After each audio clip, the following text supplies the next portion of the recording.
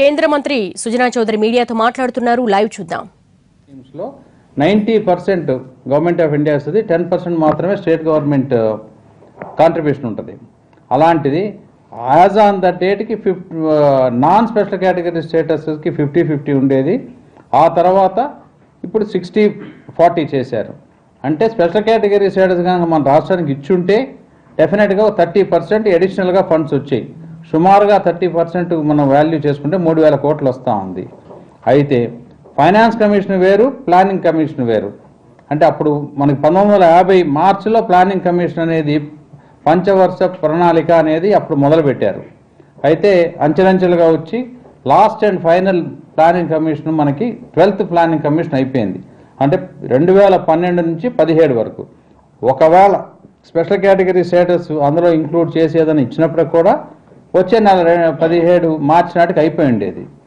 కానీ ఇప్పుడు అది పోయి ప్లానింగ్ కమిషనే లేదు. కాబట్టి దానికంటూ డబ్బు అలొకేషన్ చేయడానికి కుదరదు అనేది సాధ్యాసాధ్యాలు మనం అందరితో పెద్ద పెద్ద కన్సల్టెంట్స్తో సంప్రదించినాక లీగల్ ఎక్స్పర్ట్స్తో మనం తెలుసుకొని ఇప్పుడున్న పరిస్థితుల్లో మన రాష్ట్రానికి ఏది మంచిది, స్పెషల్ ప్యాకేజ్ మంచిదా, ఏది మంచిది అంటే స్పెషల్ ప్యాకేజీలో స్పెషల్ కేటగిరీ స్టేటస్ ఇస్తే ఏమొస్తాయో అవన్నీ కూడా ఇస్తామని అన్నప్పుడు దానికి అనుకూలంగా మనం చేయడం జరిగింది.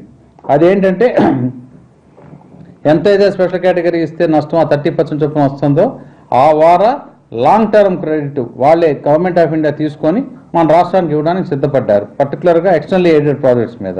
దాంతో అది సరిపోయింది. అంటే దానికి ఇండస్ట్రీ ఇన్సెంటివ్స్కి ఇండస్ట్రీస్ వచ్చే అంటానికి కేవలం చాలా మిస్అండర్స్టాండింగ్. అది మాత్రం తప్పు.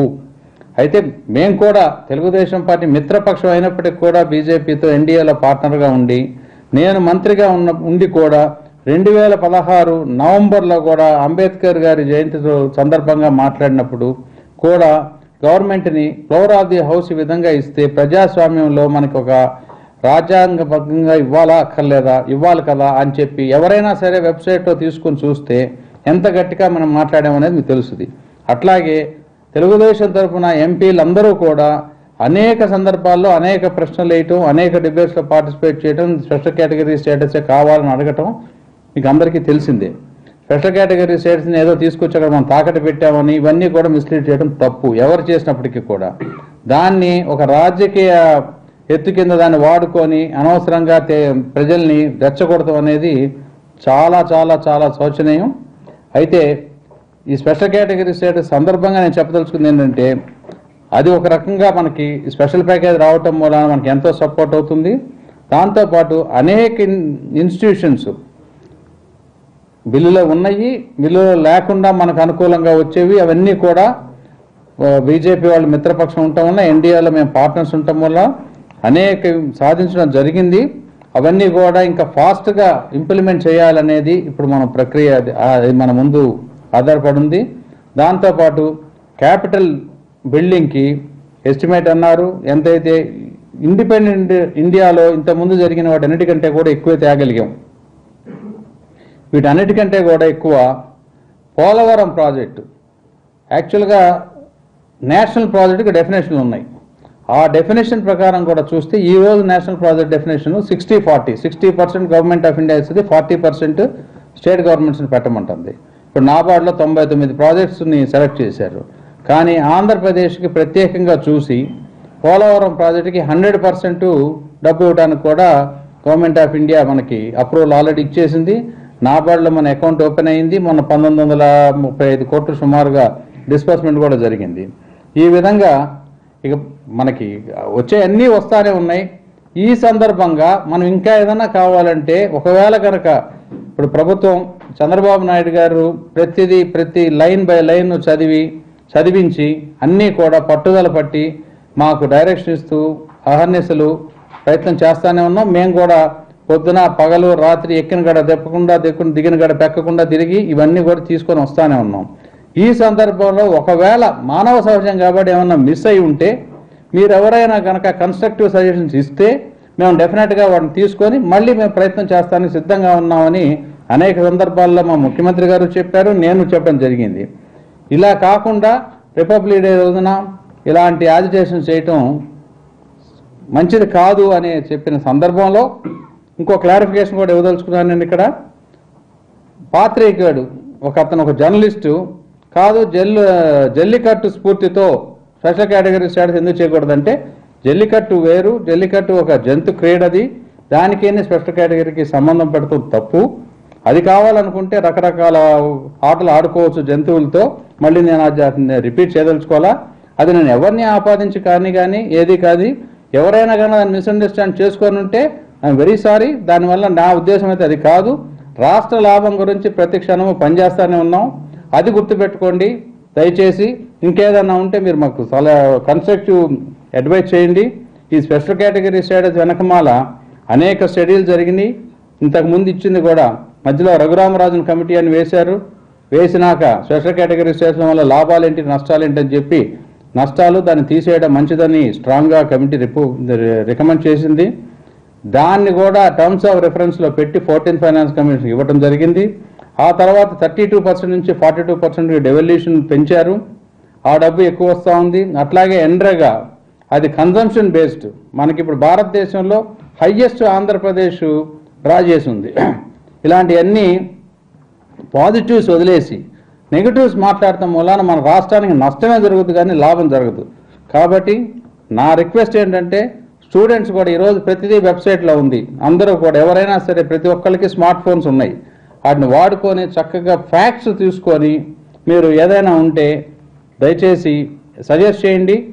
ఇంకా కన్స్ట్రక్టివ్గా ఇంకా ఫాస్ట్గా మనకి అన్సైంటిఫిక్గా మన రాష్ట్రాన్ని విడగొట్టిన అన్సైంటిఫిక్ అండ్ అన్ఈక్వల్గా విడగొట్టిన మాట వాస్తవం, అదందరికీ తెలిసిందే. ఇలాంటి పరిస్థితుల్లో మనకి చంద్రబాబు నాయుడు గారు ముఖ్యమంత్రి అవటం మూలన ఎంతో కష్టపడి రాష్ట్రాన్ని మళ్ళీ లెవెల్ ప్లేయింగ్ ఫీల్డ్ తీసుకురావడానికి చూస్తున్నారు. నిన్నగాక మొన్న మనకి గన్నవరం ఎయిర్పోర్ట్ చేశాం. ఇట్లా 1 by 1 అన్నీ అవుతూ ఉన్నాయి. రోడ్లు కానీ ఈరోజు వైజాగ్ సిటీ కానీ విజయవాడ సిటీ కానీ ఏది చూసినా కూడా అందరికీ కళ కనపడతా ఉంది. రాజకీయాల్ని రాజకీయాలుగా చేయాలి కానీ రాజకీయాల్ని అభివృద్ధిని లింక్ పెట్టి పాడు చేయకూడదు అనేది నా మనవి. కాబట్టి వీటికి వేరే వాటిని అర్థాలు మార్చుకొని అనవసరంగా చేయడం తప్పు. అదొక సబ్జెక్ట్ స్పెషల్ కేటగిరీ గురించి నేను జరిగింది. ఇదే సందర్భంలో కొంతమంది అర్ధరహితంగా సుజనా చౌదరి గారు అప్పులు 30 సంవత్సరాల నుంచి వ్యాపారం చేస్తున్నా, అప్పు తీసుకునే హక్కు అధికారం నాకు ఉంది, దమ్ము ధైర్యం నాకు ఉంది. ఇంతవరకు ఎన్నో కంపెనీలు పెట్టాం, ఎన్నో 10,000 మందికి పైన ఉద్యోగాలు ఇచ్చాం, ఎన్నో కంపెనీలు బ్రహ్మాండంగా నడుస్తున్నాయి. ఎంతో ఇన్కమ్ ట్యాక్స్లు కట్టాం, సేల్స్ ట్యాక్స్లు కట్టాం, ఎక్సైజ్ డ్యూటీలు కట్టాం, సేల్స్ పిఎఫ్లు కట్టాం, ఈఎస్ఐలు కట్టాం. ఇంతవరకు ఏ ఒక్క బ్యాంకుకి ₹1 కూడా నేను కనీసం 1 time సెటిల్మెంట్ చేయలే, కనీసం వడ్డీ ఎవరు అడగలేదు. ఏదైనా ఎటువంటి రకమైన ఇన్ఫర్మేషన్ మీకుంటే అప్పు తీసుకుంటే ₹10 ముందు అవ్వచ్చు, వెనకవచ్చు. వెనక ముందు కడతాం అనేది సహజం. అవి కంపెనీలు తీసుకుంటాయి. వ్యక్తిగతంగా ఎట్టి పరిస్థితుల్లో మాకు ఇంతవరకు ఎక్కడ ఇది లేదు. రీస్ట్రక్చరింగ్ చేసుకోవచ్చు, ఇంకోటి చేసుకోవచ్చు, అన్నీ కూడా చట్టంలో లోబడే చేస్తాం. కాబట్టి దాన్ని అంత లూజ్గా మాట్లాడి కించపరచుకోవడం అనేది చాలా తప్పు. ఇండస్ట్రీస్ అంటే ఒక కిరాణా షాప్ పెట్టి నడిపితే వచ్చే ఇబ్బందులు తెలుస్తాయి. ఒక వ్యక్తికి 10 మంది ఉద్యోగాలు ఇస్తే తెలుస్తాయి. అవి తెలుసుకుంటే మంచిది. కాబట్టి ఎవరికైనా ఏదైనా ఎక్కడైనా ఎప్పుడైనా ₹1 మేము ఇవ్వాల్సిన చోట ఇవ్వలేదని కానీ ఎవరికైనా అన్యాయం చేసాము ఉంటే, ఇప్పుడు నేను కంపెనీ లేకపోయినప్పటికీ కూడా నేను ఫౌండర్ను కాబట్టి నేను బాధ్యత వహిస్తాను. ఏదైనా ఉంటే పట్టండి. ఒకవేళ బ్యాంకు లేనుంటే చట్టబద్ధంగా ఉంటే వాళ్ళు అడుగుతారు, తీసుకుంటారు. వాళ్ళు ఏమి ఆస్తులు తాకట్టు పెట్టుకొని తీసుకుంటారు, ఊరికినే ఇవ్వరు డబ్బు ఖాళీగా. కాబట్టి ఆర్థిక నేరాలు వేరు, ఆర్థిక ఇబ్బందులు వేరు. ఆ రెండు సపరేట్గా చూడవలసిన అవసరం ఉంది. కాబట్టి తెలియకుండా అర్ధరహితంగా మాట్లాడటం మంచిది కాదు. ఎవరైనా సరే ముందు ఒకరిని గౌరవించుకుంటా రాజకీయం చేస్తే మంచిది. దాంతో మనకి గౌరవం పెరుగుద్ది, ప్రజల్లో రాజకీయాలకు కూడా గౌరవం పెరుగుద్ది అని చెప్పి ఈ సందర్భంగా తెలియపరుస్తున్నాను. అది ఆలోచించుకొని చేస్తే మంచిది. నేను ఎవరిని ఏ ఒక్కరిని ఆపాదించి చెప్పట్లేదు. ఇండస్ట్రీ పెడతామంటే అది తేలిక కాదు. 30 సంవత్సరాల ఇండస్ట్రీలో టోటల్గా blood and sweat I have spent and prime youth చేసి నాకు ఒక సాటిస్ఫాక్షన్ ఉంది. I'm a winner. ఇండస్ట్రియలైజేషన్లో బ్రహ్మాండంగా చేసాం, అంతమందికి ఉద్యోగాలు ఇచ్చాం, ఎంతోమంది పైకి వచ్చారు, ఎంతోమంది పిల్లలు చదువుకున్నారు, ఇప్పుడు కూడా బ్రహ్మాండంగా పైకి వస్తున్నారు. కాబట్టి దాని గురించి రాజకీయాన్ని సపరేట్గా చూడాలి, వ్యాపారాన్ని సపరేట్గా చూడాలి. కాబట్టి అలా అని చెప్పి నేను రాజకీయాల్లోకి వచ్చి ₹1 వ్యాపారం లబ్ధి పొందలేదు ఎప్పుడు కూడా. ఎప్పుడు 30 సంవత్సరాల్లో నేను ఒక రూపాయి గవర్నమెంట్ కాంట్రాక్ట్ చేయలేదు, 30 సంవత్సరాల్లో ఒక ల్యాండ్ తీసుకోలేదు, 30 సంవత్సరాల్లో గవర్నమెంట్ ఒక ఇన్సెంటివ్ తీసుకోవాలా. ఎవరైనా సరే ఇలాంటి ఏమైనా కాదు అని కనుక మీరు ప్రూవ్ చేయగలిగితే నేను దానికి ఛాలెంజ్ చేస్తున్నా, ముందుకు రండి ఎవరైనా సరే. అంతేగాని లూజ్ టాక్ మాత్రం చెయ్యొద్దు. ఇది ఎట్టి పరిస్థితుల్లో ఇక నుంచి మాత్రం నేను ఊరుకునే ప్రసక్తి లేదు, ఇది చెప్పదలుచుకున్నా. సార్ అట్లనే సార్, ఇప్పుడు ప్రత్యేక హోదాపై ఇంత రాద్ధాంతం జరుగుతున్నప్పటికీ కూడా ఎందుకు మీరు క్లారిటీగా చెప్పలేకపోతున్నారు? ప్రభుత్వమే చెప్పొచ్చు కదా, ఈ పరిస్థితుల్లో ఇంతకంటే లేదు, పార్లమెంటరీ 10% ఇట్లా ఇప్పుడు ప్లానింగ్ కమిషన్ లేదు, ఇవ్వలేము, సాధ్యం కాదు, నిబంధనలు ఒప్పుకోవు, ఇవన్నీ విషయాలు కూడా మీకు చెప్పొచ్చు కదా. తెలుగుదేశం పార్టీ పార్లమెంటరీ లీడర్గా నేను క్లారిఫికేషన్ ఇస్తానికి సిద్ధంగా ఉన్నాను. ఇంతకుముందు కూడా ఎన్నోసార్లు ఇచ్చాను. ఇప్పుడు ప్లానింగ్ కమిషన్ లేదు, ప్లానింగ్ కమిషన్ లేకపోతే 12th ప్లాన్తో 1950లో మొదలుపెట్టిన ప్లానింగ్ కమిషన్కి కాలం చెల్లింది. ప్లానింగ్ కమిషన్ లేకపోతే స్పెషల్ కేటగిరీ స్టేటస్కి ఒక స్పెషల్ ఫండ్స్ అనేవి ఉండవు. నీతి ఆయోగ్ అనేది ఓన్లీ పాలసీ డ్రైవరు. దానికంటే కానీ స్పెషల్ కేటగిరీ స్టేటస్ ఒకవేళ ఉంటే ఇచ్చే నష్టాన్ని కూడా గవర్నమెంట్ ఆఫ్ ఇండియా మనకు ఆల్రెడీ పూడ్చింది. కాబట్టి దాని మీద మనకి ఎటువంటి రకమైన కేవలం దానికి చట్టబద్ధత కల్పించడానికి క్యాబినెట్ నోట్ అప్రూవ్ అవ్వాలి. అది ఫాలో అప్ చేస్తున్నాం. అది అతి త్వరలో అయిపోతుందని చెప్పి నాకు గట్టి నమ్మకం. దాంతోపాటు ఇంకా మనకి పెండింగ్ ఇష్యూస్ ఏమన్నాయంటే రైల్వే జోన్ ఉంటుంది, వైజాగ్ రైల్వే జోన్. డెఫినెట్గా మనం దాన్ని కొంచెం ఇన్సిస్ట్ చేసి తీసుకురావాలి.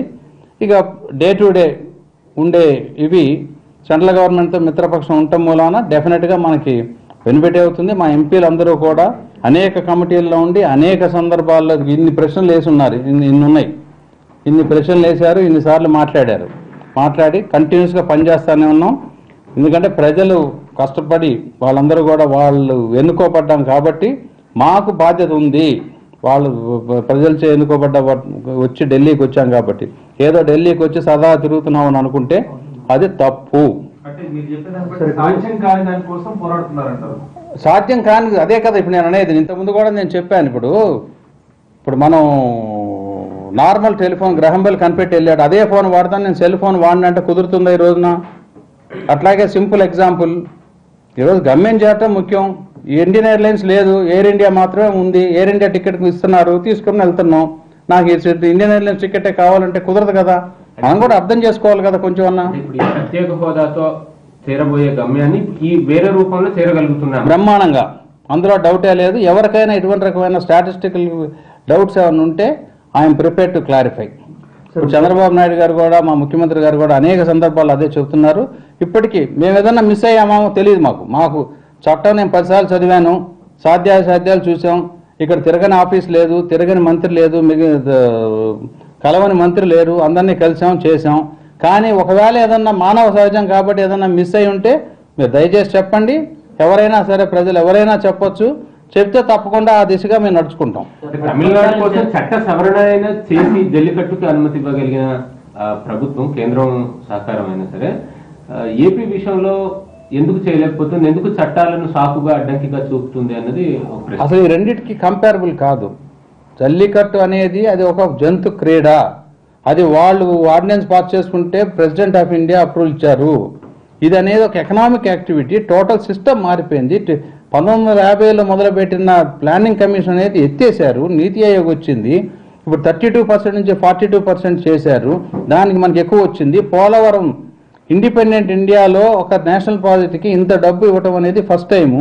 మరి అంత ఎక్కువ తీసుకొచ్చుకున్నప్పుడు అది ఎందుకు తెచ్చారని ఎవరు అడగరు. ఎందుకని మరి central government it's cooperative federal system అన్న కేంద్ర ప్రాజెక్టుకు అవునండి, కేంద్ర ప్రాజెక్టు కూడా ఒక డెఫినేషన్ ఉంది.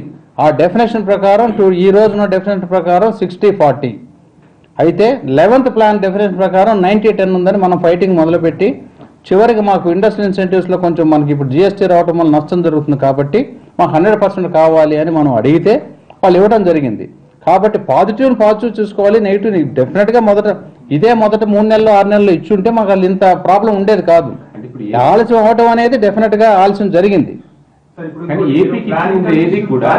లేనందువల్ల నిబంధనలు ఇప్పుడు అనుకూలంగా లేనందువల్ల జరిగే నష్టాన్ని, అంటే 30% రాష్ట్రం కోల్పోతున్న 3,000 రూపాయల మేరకు 30% కోల్పోతున్న ఆదాయాన్ని ఎలా భర్తీ చేస్తుంది ప్రభుత్వం? అదే స్పెషల్ కేటగిరీ స్టేటస్ నేషనల్ మన ప్లానింగ్ కమిషన్ లేనందుకు నష్టపోతున్నాం కాబట్టి ఆ వార ఈఏపీ ఎక్స్టర్నల్ ఎయిడెడ్ ప్రాజెక్ట్స్, ఎందుకంటే ఇక్కడ కన్సాలిడేటెడ్ ఫండ్ నుంచి ఈ బడ్జెట్లో ఇంపాక్ట్ పడకుండా ఉండడానికి లాంగ్ టర్మ్ లోన్స్ నేషనల్ ఇక్కడ గవర్నమెంట్ ఆఫ్ ఇండియా లోన్ తీసుకొని మనకి ఇవ్వడానికి సిద్ధపడతా ఉంది.